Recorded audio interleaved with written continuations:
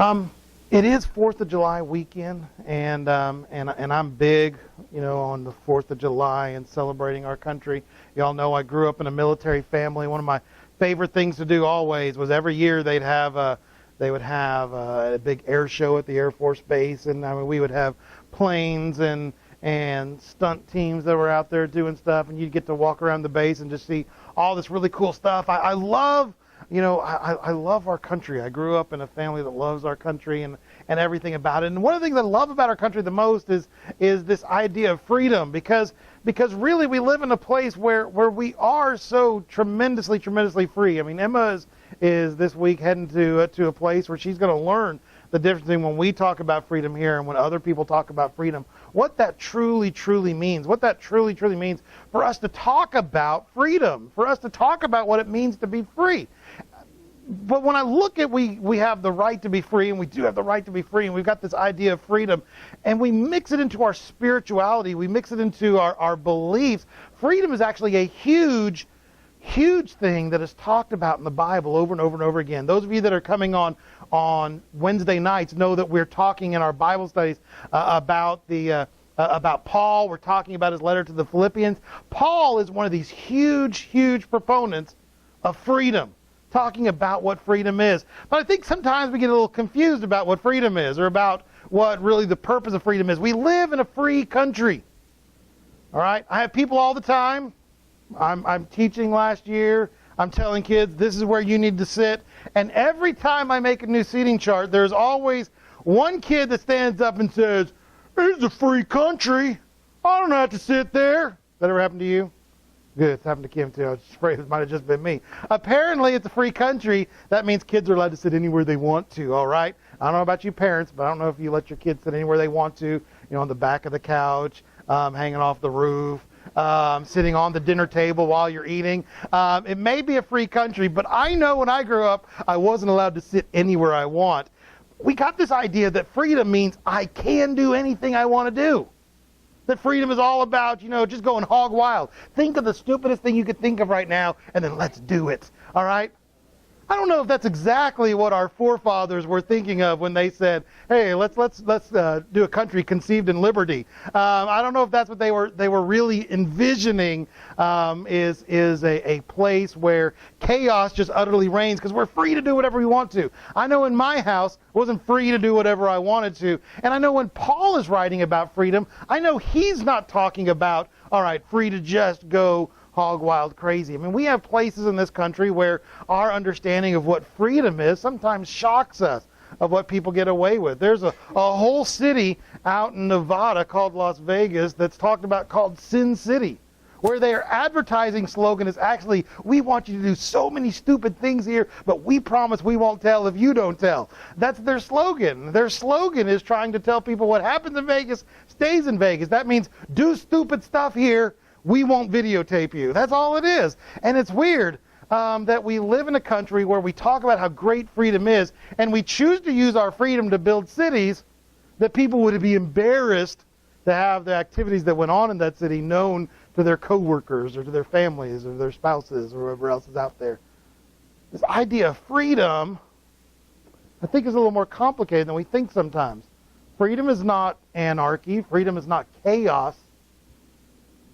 What is freedom?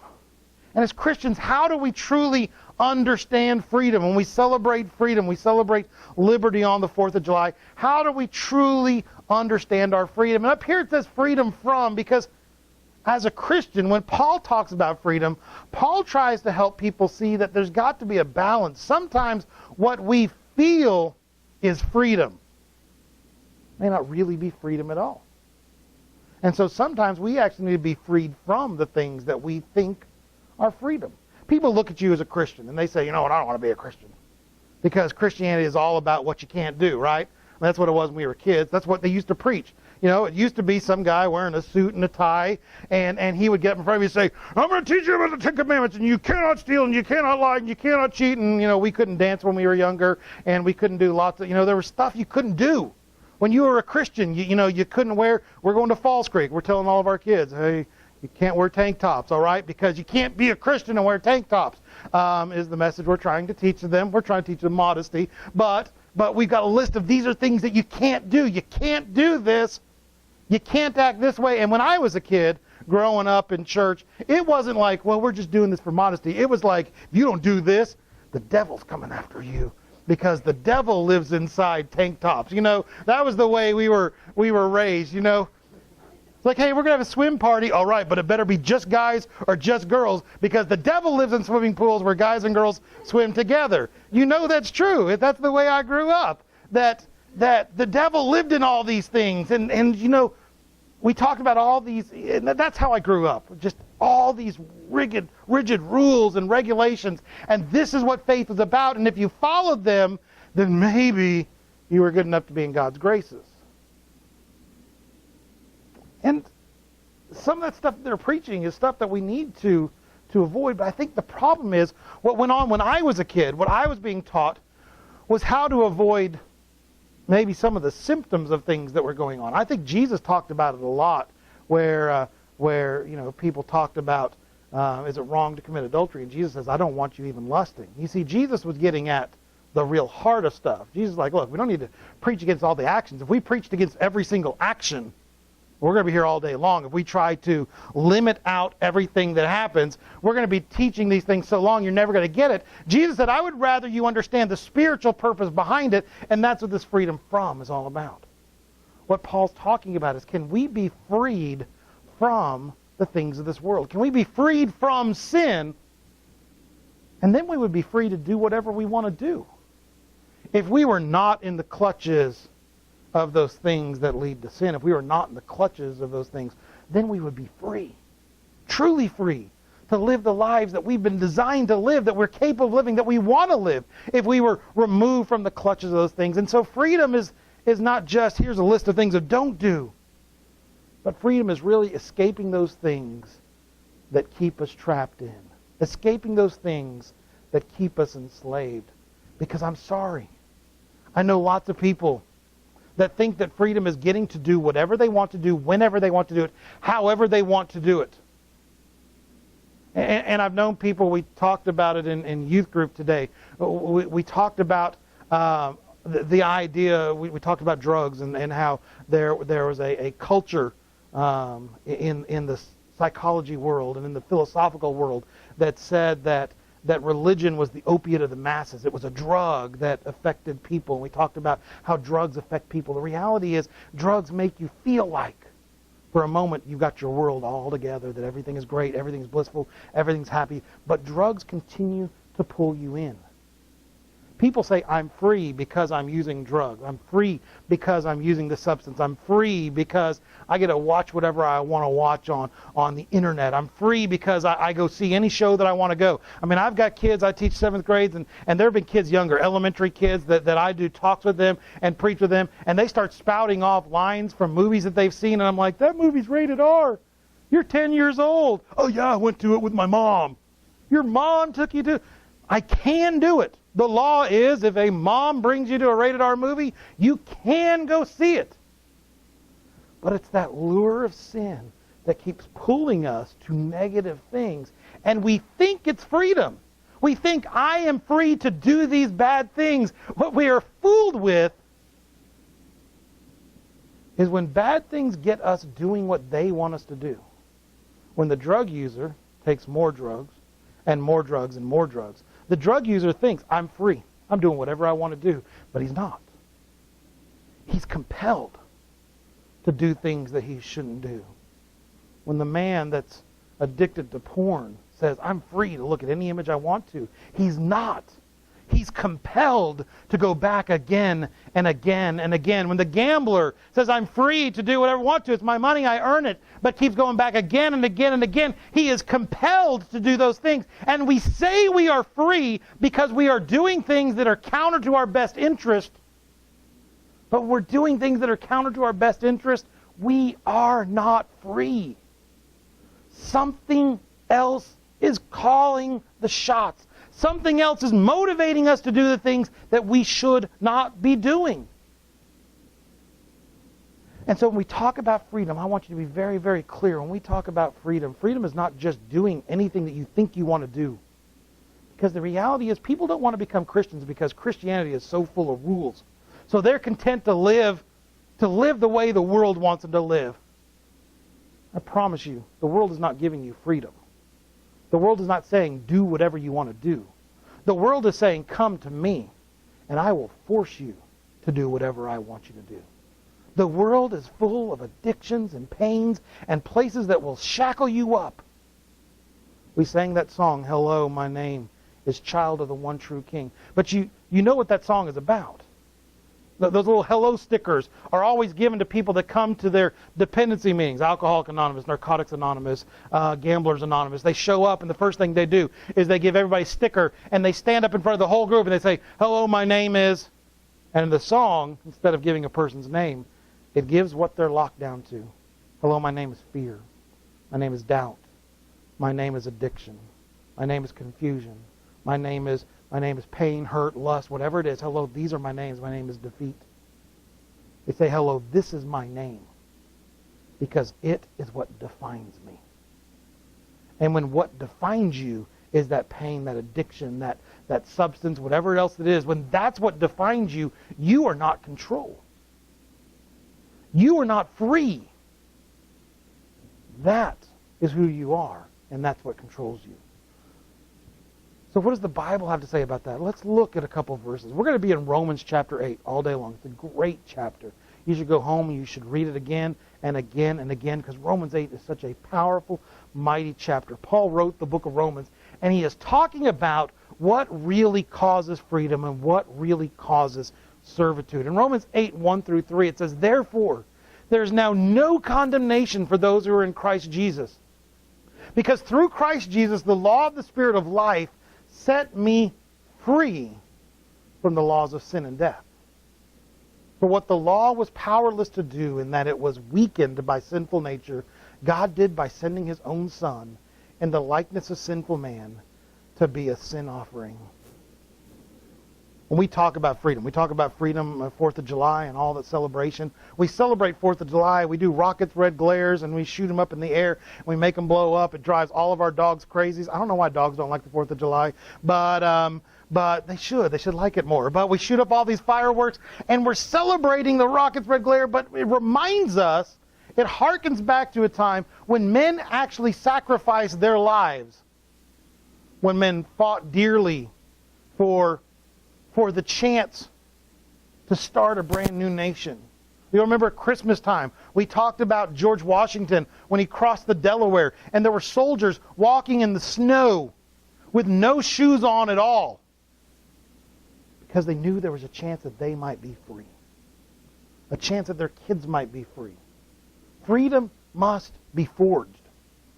It's got to be built, and it's fought with sweat and tears. The problem is the freedom for our soul, our ability to escape this law of sin and death. The problem is we can't win that battle. We can't win the battle of sin. Mankind for their whole life has been trying to fight the battle against sin. I think most famously Benjamin Franklin wrote a book where he said, I am going to make myself perfect. He did lots of stuff. He flew kites in the thunderstorms. That may not be the smartest thing, but he said, I am going to make myself perfect. And he listed 14 things. Apparently you only need 14 things to be perfect. He listed 14 things. He said, if I can do these 14 things, I will be perfect. I will do one this week, and I will master it. And then next week I will do the next one, and I will master it while still doing what I did last week. And in 14 weeks, I'm going to be perfect. So it's a great 14-week program to become perfect. He made it to like week 6 before he finally said, I can't do it. There's no possible way you could make it. Even though he had all the brains, he had all the resources, he had all the power, he had all the planning, he had everything set up, he failed. He could not do it. He said, we live in a world that is messed up, in a world that is broken, and no matter how many times you try, you're always going to fail at being perfect. And Paul is telling us from the very beginning, that holds true throughout all history. Mankind will always fail because mankind is always set under this law of sin and death. We think we're free when we sin, when we do the things that we want to do, go the ways that we want to go. We think we're free, but we're not, because sin has stipulations accounted with it. Sin says you do this, these are going to be the consequences. And one of those consequences is you become owned by that sin. You do it again, you do it again, you do it again. The Bible tells us the wages of sin is death. So you do sin, what you get in return is death. It's not life, it's not happiness, it's not joy. It's temporary. It's got to be replaced. It's got to be refueled. It's why when people say, I want to get married because that person's really hot, you know what? They're not always going to be the hottest person in your life. They may be, but you know what? That's a terrible reason to get married, because just like our tastes and just like our smells and things like that, if we're in a room that has a fresh smell of roses, you know what? If you've been in the room for 5 minutes, your nose says, I've smelled that. We're going to cut that one off. And it cuts that sensor off. It's full. We're done. I've smelled enough roses. Let's move on. What's the next smell? And we do that in our relationships. We do that in everything else. We say, I'm going to do things against the will of God. I'm going to do things my way. But our appetites always want more. Hey, I married her because she's hot, but I could do better. And we start looking around. Sin requires us to keep going and going and going and fill it more, give me more, do more, satisfy me more. Freedom has to fight against that. Freedom has to say, I don't want to be controlled by urges, desires. I don't want to be controlled by somebody else, by the media. I don't want to be controlled by propaganda. I don't want to be controlled by my passions. I don't want to be controlled by anything else. I want to be controlled by me. I want to be free. But you can't be free with sin, because sin has strings attached to it. Sin always asks for more than what you think. There's always fine print when it comes to sin. You get into it and it says, you owe me more. And you can't back out. Freedom must be forged. Going on down, Romans chapter 8, verses 5 through 8. It says, those who live according to the sinful nature have their mind set on what that nature desires. But those who live by the Spirit have their mind set on what the Spirit desires. The mind of sinful man is death. But the mind controlled by the Spirit is life and peace. The sinful mind is hostile to God. Those controlled by the sinful nature cannot please God. So what if I want to do bad? You said I was free. You said I was free. I can do whatever I want to do. The sinful man wants to be free, and their idea of free is to do whatever. Go crazy, man. But if we're looking for life, we're looking for peace, we're looking for satisfaction, we have to realize that go crazy factor has to decrease. That I'm going to do whatever I want to do. Paul says, do I have the freedom to do whatever? Absolutely. Should I do whatever? Absolutely not. Some people started saying, you know what? Jesus died for us. He gave me grace. What if God gave me this much grace? Isn't that cool? Yeah. Some people come to Paul, what if God gave me this much grace? Paul's like, what do you mean? Well, if I go out tonight and I sin a bunch, and then God forgives me again, He gave me this much grace yesterday, but He's going to give me this much more grace to forgive all that stuff. There are people that were so messed up in their thinking, they started thinking freedom was disobey God, so when God forgives you, He forgives you of more. He forgives you of more things. And Paul says that's not how it works. You go out and you disobey God more so God can forgive you more. What you've done is you've put yourself back in the world of sin. And it pulls you back in, and it gives you more stipulations. And God can forgive you of sins, but I also want to promise you, God never said He's removing the consequences of sin. Nowhere in the Bible does it say, you know what? You sinned. There are consequences to it. We're just going to take that away right now. I've known too many teenage kids, good godly teenage kids, that thought that it would be great to mess around with their boyfriends. And they end up getting pregnant while they're juniors in high school. And then they come and do their mea culpas in front of the church, and they pray to God. And guess what? When they're seniors, they got a baby. God didn't say, oh, well, hey, let's do that way back machine. You certainly don't need to be a teenage kid with a baby. You know, we'll just make it all take care of itself. Get some sort of sickness, drink too much and get behind a car, hit somebody. You don't get to go back and take that back. God doesn't say, oh, you ask for forgiveness? Well, then let's take away the consequences. That doesn't happen. You don't get to rewind stuff and do it all over again. That's what happened. Will God forgive your sinning? Yeah, God will forgive your sinning. Will God always remove the consequences? No. You're a bad parent, you yell or beat your kids, you know what? Your kids are probably going to hate you the rest of your life. Why? Because you sinned. You didn't do what the Bible said. You didn't obey the Word of God when it came to how to raise your children. Maybe they're going to be bitter. Can you fix it? Yeah, God can fix all things. You can't rewind it. You can't take it back. So what if I want to do bad? That's not freedom. That's the sin nature on the other side of the border, calling out from Las Vegas, saying, you could still come. It's okay. We've made Vegas family friendly for you, which is what sin likes to do a lot. You know, it's okay. We drive all the time down south of Texas, and we drive past Europe in Thackerville. There's some sort of huge casino down there, and it looks really cool. In fact, I want to stop there sometimes because the outside looks so freaking cool. Like, what in the world's going on? I just want to see if the inside's as cool as the outside. And I know part of that is sin's a great marketplace. Hey, if we make it cool enough, maybe even you will be curious enough. What if I want to do bad? We can't do that. You see, now we're into what really counts. We sang that song, Hello, My Name Is. Wasn't it great? I mean, I heard people, I saw Nina over there swaying when he got that part, where you're saying, hello, my name is Child of the One True King. Doesn't that give you goosebumps sometimes? Hey, the first time I heard that song, that wasn't what I expected to be coming. You know, it wasn't the line I expected. Hello, my name is Child of the One True King. But that's who I am. Romans 8, 12, 15, and 17 says, therefore, brothers, we have an obligation, but it's not to the sinful nature to live according to it. For you did not receive a spirit that makes you a slave again to fear, but you received a spirit of sonship. And by him we cry out, Abba, Father. Now if we are children, then we are heirs, heirs of God, and co-heirs with Christ, if indeed we share in his suffering, in order that we may also share in his glory. Hello, my name is Child of the One True King. Abba, Father. God is my dad. Jesus is my co-heir. There is nothing better than that. Hello, my name is. This is who I am. When I show up at the mansion in glory, you know what? In my mansion. That's my house. I live here. My family owns this property, and guess where I get to go? Anywhere I want. All right? I want to go up the upstairs and play hide and seek in the attic. I'm going there, all right? I want to go find the woods out back. I'm going to go play in it, all right? Somebody that's a servant, somebody that's slave to sin, they're going to be coming in and saying, hey, where do I get to go? The basement. All right? Servant doesn't get to wander around the house.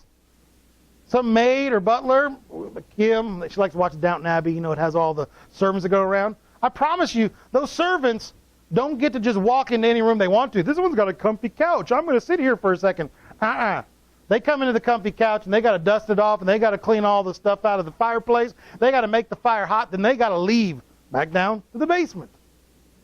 That's what servants do. They don't get to play in all the cool places. They don't get to play hide and seek in the old trunk. They don't get to open up the grandfather clocks and swing the pendulum to see if it goes faster. They don't get to do any of that kind of stuff. That's what we get to do. I promise you, every clock in heaven is going to be wrong. That's what we get to do. We get to mess with that kind of stuff. Why? Because I'm a child of the King. He's my daddy, and I'm going to be a spoiled prince when I get up there. That's what it's all part of. That's what freedom is. Freedom is not being told this is where you have to go because this is your job. You're a servant. You're a slave. You have been stuck in a place and this is your place. No. Freedom is when you say, I'm a child. I'm an heir. This is my house. This is where I belong. This is where I belong. I get to go do whatever I want to do. And God says, just be back by dinner. Like, sweet. And I'm gone. I'm a child of the one true King. I'm an heir. You're an heir. Act like it. That's what freedom's all about. Freedom is the people that actually get to live the lives they want to live. I know the person that goes and does whatever they want to do. The chaos person, all right? The anarchist person. The person that just lives however they want to live. They're going to drink what they want to drink, do the drugs they want to do those sort of things. I know it looks like they're free. They are not. They cannot control when and where they do the things they do. That stuff lures them back and it pins them down. They don't think that it does, but it does. It brings worry, it brings doubt, it brings fear, it brings all those things in life that you don't want to have. And why do they keep doing it? Not because they don't want to stop. They keep doing it because they are compelled to. They have to go back to those behaviors. They don't want to, but they have to. And they've convinced themselves finally, this is the best I can do. Have you ever met somebody that's hooked on something that doesn't want to get off of it? Oh man, I wish I wasn't hooked on my morning soaps. I wish I wasn't hooked on smoking. I wish I wasn't hooked on this drug. I wish I wouldn't. They all wish it. But unfortunately, there's no magic genie that grants that wish. Everybody wishes they could hold off on that last cupcake and I'm going to eat healthier food. We wish. Wishing doesn't stop that thing from happening. If it did, it would be done with. The problem is so many people in this world are fighting with this idea of I wish things would be different, but I can't. I'm free when I'm a child of God. Sins don't drag me down. Sins don't pull me down. Sins don't keep me down because sins aren't guiding my life. I am free. I'm free. Our last verse talks about how freedom is earned daily. Romans 8:18, 20, and 21 says, I consider that our present sufferings are not without comparing with the glory that will be revealed in us. For the creation was subjected to frustration, not by its own choice, but by the will of the one who subjected it, in hope that the creation itself will be liberated from its bondage to decay and brought into glorious freedom of the children of God. Yeah, we suffer today sometimes, and all of us suffer extent from the pain of sin. We live in a broken world. Don't be deceived. Don't be fooled. The Bible tells us in the very beginning in Genesis that when Adam and Eve sinned, what it did is the whole world was broken. We live in a world that is broken by sin, which means sin's going to affect us. The effects of sin are going to touch us. All right? We're going to have sadness, and we're going to have fears, and we're going to have struggles. Those things are going to come in the world that is broken by sin. No matter what happens, no matter what we do, we can't isolate ourselves from the effects of a broken world. Famine, drought, hunger, fear, anger, any of that sort of stuff, that's all part of a broken world. Now, you understand the promise is when we get to heaven, none of that stuff will exist.